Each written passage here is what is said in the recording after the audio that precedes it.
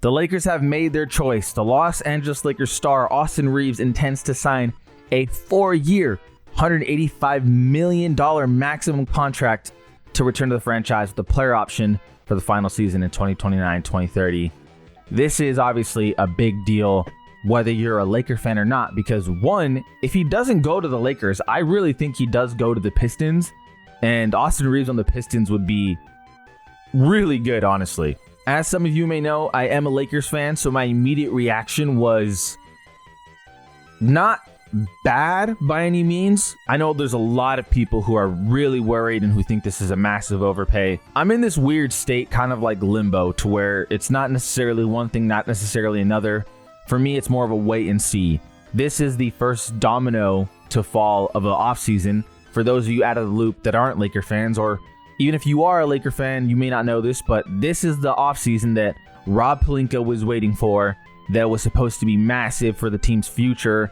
So a lot of us Laker fans are kind of just waiting to see if this is, leading to something bigger, or if this is just going to be a flop for years to come in terms of looking at this offseason. In terms of his skill set, Austin Reaves is the perfect secondary player to Luka Doncic in terms of what Luka, wants on his team. If you look at Luka's career, his most success was with the Mavericks and then that finals run, and his running mate was Kyrie Irving.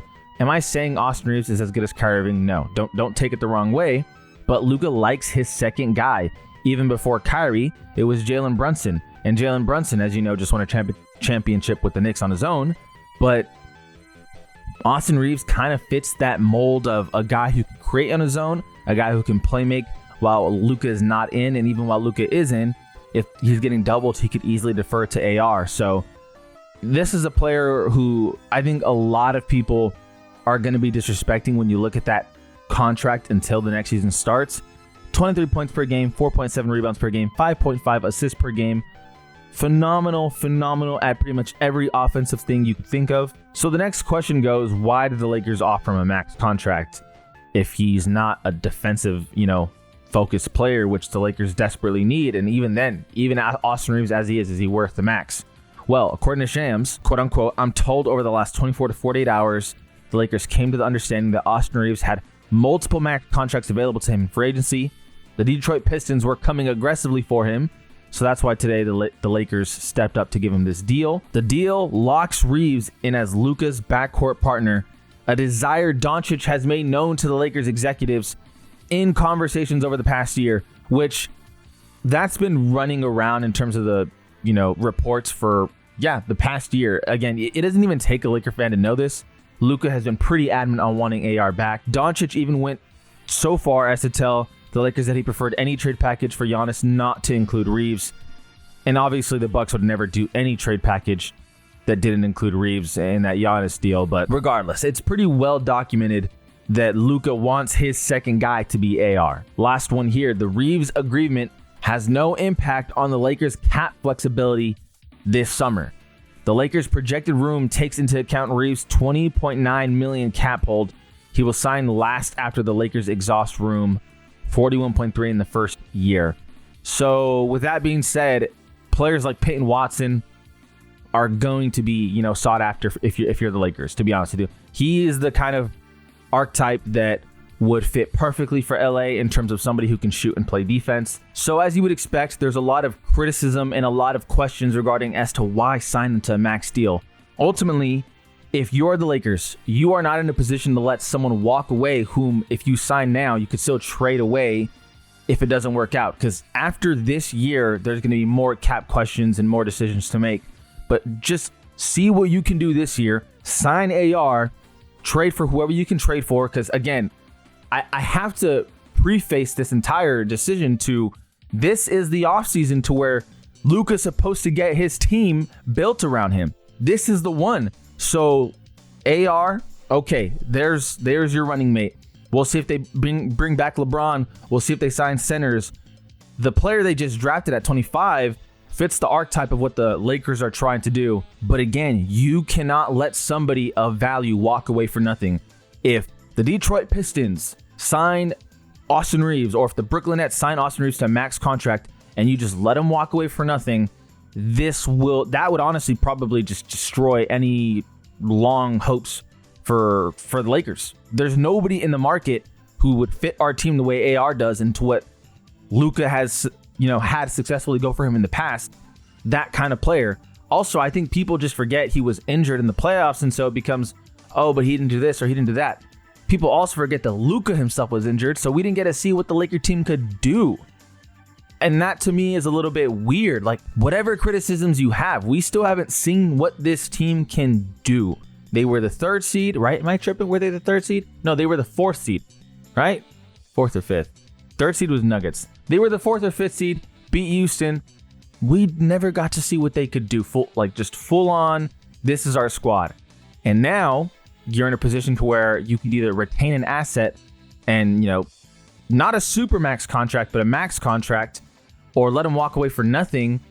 I don't think you're in a position to say anything else other than we got to bring him back. And this is our best player's, desired outcome as well. So let's make it work. Check out this post here. I think it's pretty helpful.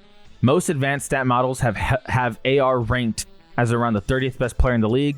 His salary next year will reportedly be $41.3 million, which will make him about the 35th highest paid player in the league. Regardless of your opinion, this contract is fair value. Now, obviously, you can't just take that as face value for what it is, but looking into some context here, the Lakers were not bidding against themselves. There were reports that both Detroit and Brooklyn were planning to offer him a max contract. Since there were multiple teams interested in him on a max deal, the Lakers should be able to trade him if they think he doesn't fit with Luka long term. This does not affect this offseason's cap space because you can go over the cap to resign your own free agents. The Lakers make all of their moves and sign AR last, just like Philly did with Tyrese Maxey a couple years ago. If he signs somewhere else and they can't spend that money on another player, it's just gone. And I think that right there is what I'm trying to get across is you got to bring him back.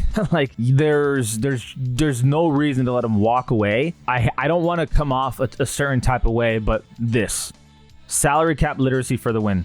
This is the year where the Lakers really make a push. And if not, then you can figure it out and offload him somewhere else. Like worst case scenario, but this right here, salary cap literacy for the win. You make all your moves, sign them last. This does not affect this offseason's cap space because you can go over the cap to re-sign your own free agents. That is what needs to be just drilled home into every Laker fan before you panic. Just wait. Now, I will say, if they do nothing else, totally different conversation. Now it's like, what the hell? What was the point?